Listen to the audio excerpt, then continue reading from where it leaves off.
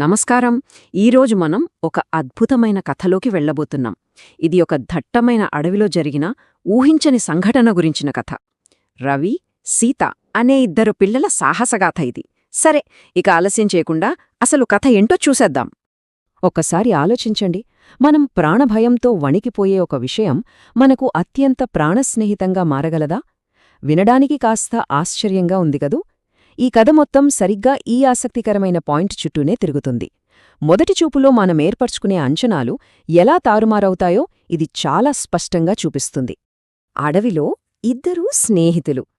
అసలు ఈ కథ ఎక్కడ మొదలవుతుందంటే, ఒక చిన్న పల్లెటూరు, దానికి ఆనుకునే ఒక పెద్ద విశాలమైన అడవి. ఇది మన కథకు నేపథ్యం. రవి, సీత ఈ ఇద్దరూ ఆ చిన్న పల్లెటూరికి చెందిన పిల్లలే.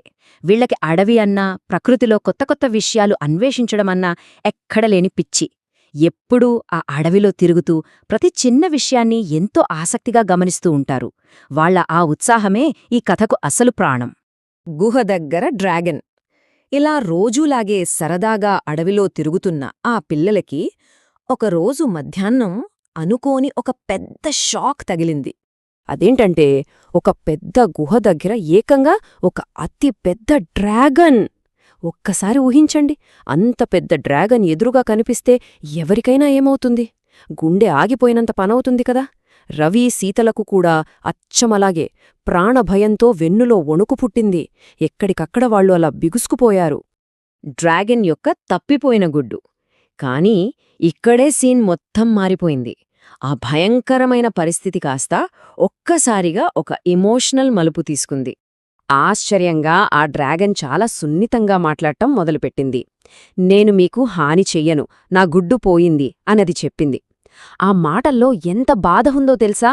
ఒక్కసారిగా ఆ భయంకరమైన రూపం వెనుక ఒక తల్లి పడుతున్న బాధ, కోల్పోయిన దాని గుడ్డు పట్ల ఉన్న దుఃఖం వాళ్ళకర్థమయ్యాయి. ఇది ఎవరూ ఊహించనది కదా. నది దగ్గర వెతుకులాట. ఆ మాటలు విన్న వెంటనే రవి, సీతలలో ఎక్కడలేని ధైర్యమొచ్చింది. వాళ్లు ఒక సాహసోపేతమైన నిర్ణయం తీసుకున్నారు. ఆ తర్వాత వాళ్ల అన్వేషణ ఒక 3 దశల్లో సాగింది. ముందుగా వాళ్ల ప్రాణభయాన్ని పక్కడపెట్టి ఆ డ్రాగన్కు ఎలాగైనా సహాయం చేయాలని డిసైడ్ అవడం. ఇది నిజంగా చాలా గ్రేటండి. తర్వాత అడవంతటా ఎంతో ఓపికగా వెతకడం. ఫైనల్గా వాళ్ల కష్టానికి తగ్గ ఫలితం దక్కింది. నది ఒడ్డున ఆ తప్పిపోయిన గుడ్డును వాళ్లు కనిపెట్టేశారు. మాయా బంగారు పండ్లు. ఆ గుడ్డును తిరిగి ఇవ్వగానే ఒక అద్భుతమైన మ్యాజిక్ జరిగింది. వాళ్లు ఆ గుడ్డును సురక్షితంగా డ్రాగన్కు అప్పగించారు. దానికి ఆ డ్రాగన్ ఎంత సంతోషించిందంటే, కృతజ్ఞతగా వారికి కొన్ని మాయా బంగారు పండ్లను బహుమతిగా ఇచ్చింది. ఇంకేముంది, ఆ పిల్లలు ఆ అద్భుతమైన పండ్లతో ఎంతో సంతోషంగా తమ ఇంటికి తిరిగి వెళ్లారు. ఒక భయంకరమైన రోజుకి ఇదెంత అందమైన ముగింపు కదా. నీతి, దయ మరియు ధైర్యం. ఇదంతా విన్నాక మనకర్థమయ్యేదేంటంటే, ఈ కథ నిజమైన ఉద్దేశం ఆ బంగారు పండ్ల గురించి కాదు, దాని వెనుక ఉన్న గొప్ప సందేశం గురించి. ఇక్కడ అసలు హీరోలు ఆ పిల్లల దయ మరియు ధైర్యం.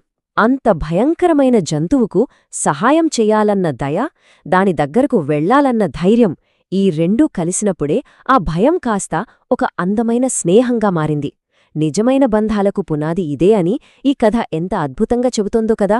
ఇతరుల పట్ల సానుభూతి, సవాళ్లను ఎదుర్కొనే తెగువ ఉన్నప్పుడే ఇలాంటి బంధాలు ఏర్పడతాయి. ఇక ఈ విశ్లేషణను ముగించే ముందు మనం ఒక్కసారి ఆలోచిద్దాం. మన నిజ జీవితంలో కూడా ఇలాంటి చిన్న చిన్న ఊహించని దయాగుణాలు ఎంత గొప్ప స్నేహాలకు దారితీస్తాయో కదా.